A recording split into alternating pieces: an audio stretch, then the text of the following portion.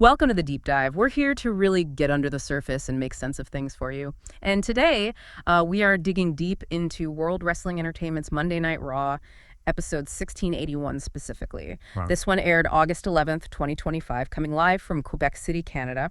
The place was packed, about 9,300 fans, very loud crowd.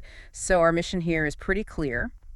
We need to untangle this web of storylines, all the rivalries, the championship stuff, especially as WWE is barreling towards Clash in Paris later this month. We're going to break down the key segments, the matches, point out some things you might have missed, maybe some surprises, and really connect the dots for you so you know why this all matters. Yeah, and this Raw, it wasn't just like a filler episode. It felt like they hit the accelerator hard on several major stories, especially the main event scene. Things got complicated fast, lots of character development, some interesting twists crammed into just one show. It really set a frantic pace. Right at the center of that, you've got CM Punk, his, let's call it an obsession with the World Heavyweight Championship and how that just smashes right into Seth Freakin Rollins and his whole vision thing. So, okay, let's unpack this, starting with Punk's opening segment. That set the tone, didn't it? Oh, absolutely. You could feel the tension right away. Yeah. Punk comes out and he talks about SummerSlam, the steal of the century, yeah. Rollins faking the injury, the cash-in, all that backstory. Okay. But what was interesting was him saying the fans, especially those Quebec fans, made it hard for him to stay angry. It's like a crack in the usual CM Punk armor. You know? A little bit, yeah, but just a little. Exactly, because then he pivots right back. He's obsessed with that title he briefly held and that threat to Rollins. Yeah. I want to really break your legs so you don't have to fake your injury this time. Yeah. That wasn't just trash talk. That felt darker, more personal, almost unhinged maybe. Definitely intense. And then, just as that hangs in the air, boom, out comes LA Knight. And watching those two, Punk and Knight, both alpha personalities, both wanting that same belt, try to navigate their own issues, fascinating stuff. It really was. Knight comes out, he acknowledges Punk got screwed at SummerSlam, so he validates Punk's anger right off the bat. But then immediately, he brings up his problem, Punk, costing him a title match last week. Right, the interference. Exactly. And Knight makes this bold offer. Look, if I beat Rollins for the title, you get the first shot. Strategic. Very strategic. It's like Knight's trying to play chess here. He sounds reasonable, maybe gets Punk off his back for a bit while clearing his own path.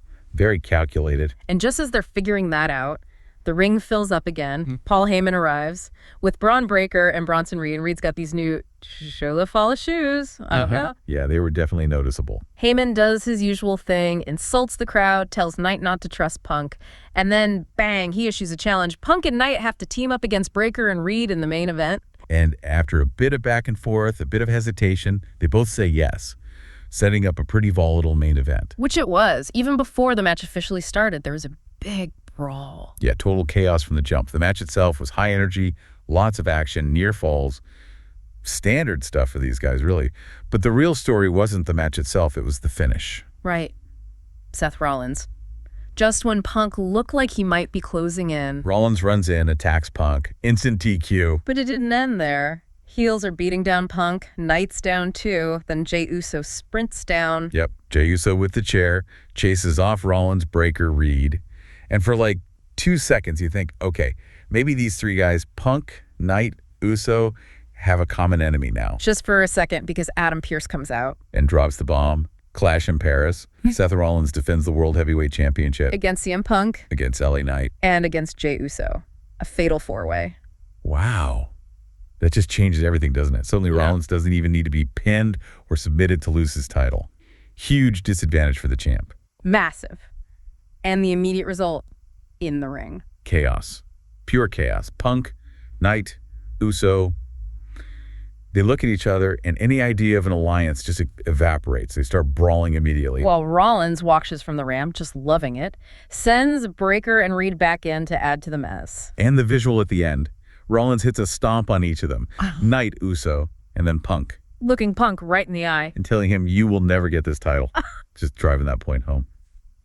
So this fatal four-way, it's not just four guys fighting. It's got to be more complex than that. Definitely feels like it. It completely flips the script. Rollins is vulnerable. The other three, it's an opportunity, but they also know they can't trust each other for a second. Temporary alliances, guaranteed betrayals. It's built for drama. It's psychological warfare now, not just physical. 4 massive egos, 1 prize. Who plays the game best? Okay, so while that whole situation exploded, the women's division had its own share of drama and shakeups. Starting with some pretty big news about the champ. Michael Cole and Corey Graves announced women's world champion Naomi is medically not cleared. Yeah, and that directly impacted Iyo Sky. She was supposed to get her title shot against Naomi. You could see Sky's frustration boiling over when she confronted Adam Pearce. The timing just felt brutal for her. And then Raquel Rodriguez and Roxanne Perez show up. And they just start mocking Sky, basically kicking her while she's down, saying, "Good thing you don't have to lose again," just pouring salt in the wound. Which led to Sky snapping and challenging Perez right then and there. And Pearce, probably just wanting to move things along, makes the match official. So we get Perez versus Sky, impromptu. It was messy. Raquel Rodriguez was constantly interfering from ringside. Perez kept looking for help. Rodriguez tripped Sky at one point. Sky fought back, hit that big moonsault onto Rodriguez on the outside, but the ending. The ending was pure chaos. Rodriguez distracts the ref. Asuka and Kairi Sani, the Kabuki Warriors, show up, presumably to help Sky. Looked like it, but Perez dodged Sai, and Sky almost took out Asuka and Sane herself. Right. That brief hesitation, that confusion, allowed Perez to roll Sky up for the pin. 1, 2, 3. Oof. Rough night for Iyo Sky. And it got worse backstage. Sky was furious, yelling at Asuka and Kairi in Japanese. It was really heated. It was. And then Asuka just shoves Sky, like really shoves her angrily and walks off. Kairi pauses for a second, then follows Asuka. Leaving Sky completely alone. Wow. Damaged CTRL looks damaged. Severely. Is this it? Is the group done? Or is this maybe intentional? Unleashing a more focused, maybe more dangerous solo Iyo Sky. It definitely feels like more than just a simple disagreement after a loss. The cracks are showing big time. Elsewhere, Becky Lynch defended her women's Intercontinental title. And against Maxine Dupree, yeah. Alpha Academy was out there with Dupree. Dupree actually got some surprising offense in early, locked in an ankle lock. She did, showed some fight. But Becky, she weathered it, locked in the disarmor, got the submission win. Pretty decisive. And then Natai came in after the match, just checking on Dupree. And Becky just boots her, sends a message, I guess. Don't get involved. Okay, but then there was that Bayley video. That was, Yeah, that was something else entirely. Very different tone. Yeah. Unsettling, really. She sounded empty, saying she felt nothing, that the whole role model thing haunted her, led her nowhere, felt alone, nothing to be proud of. And blaming herself for it all. No. But the really weird part, The giggling. that weird maniacal giggling in the background, and her ding-dong sound effect playing faintly, and the camera going blurry, it felt off, like a breakdown maybe. It was chilling. Is this a character shift? A descent into something darker? It raises that question, doesn't it? Is this a calculated move towards a new, maybe more unhinged villain persona? Or is it hinting at something deeper, a genuine psychological struggle? The giggling makes me lean towards the first one, like she's breaking from her old self. And then they cut backstage to Lyra Valkyria watching it. And Lyra looked genuinely distressed, like really bothered by it. She immediately tried to distance herself, say it had nothing to do with their talk last week, but you could tell it hit her. Interesting connection there. And just quickly, a couple other things. Stephanie Valker popped up. Right. Reminded Iyo Sky.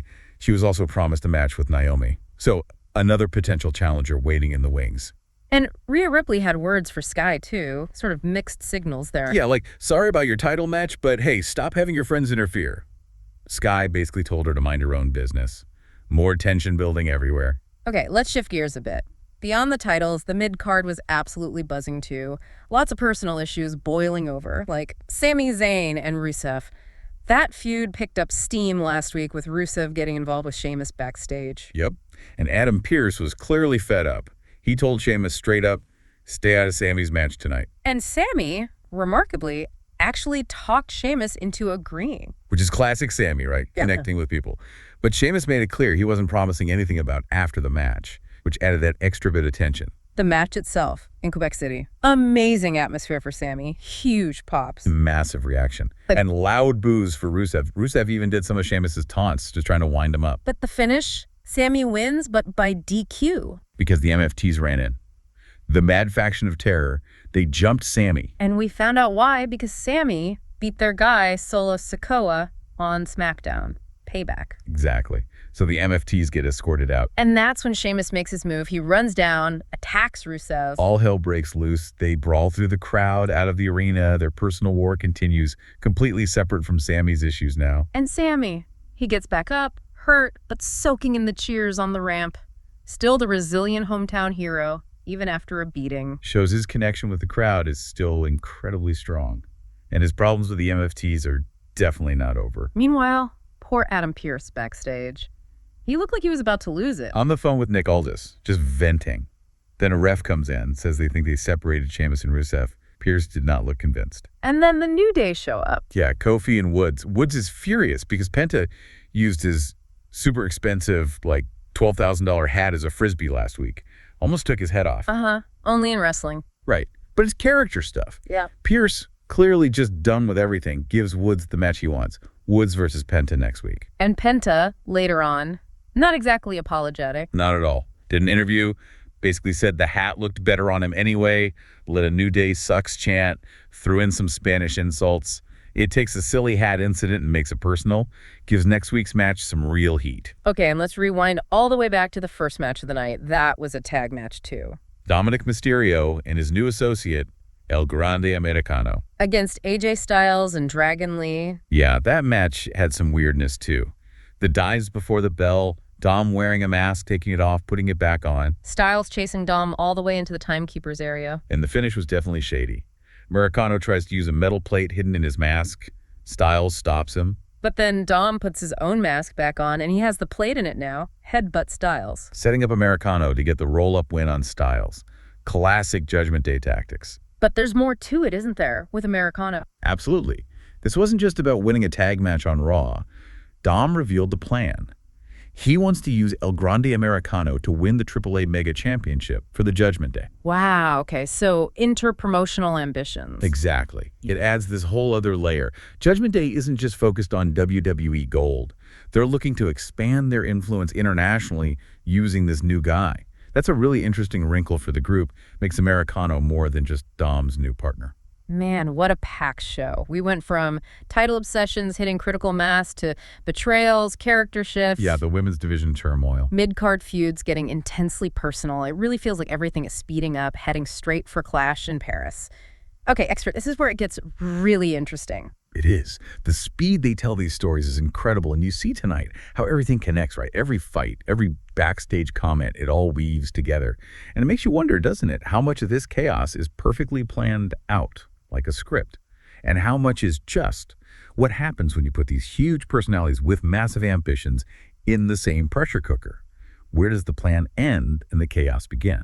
That's a great question. And as you, the listener, think about Clash in Paris. Consider that. Think about the motivations we saw tonight. Punk's obsession, Knight's calculation, Uso's resilience, Rollins' desperation.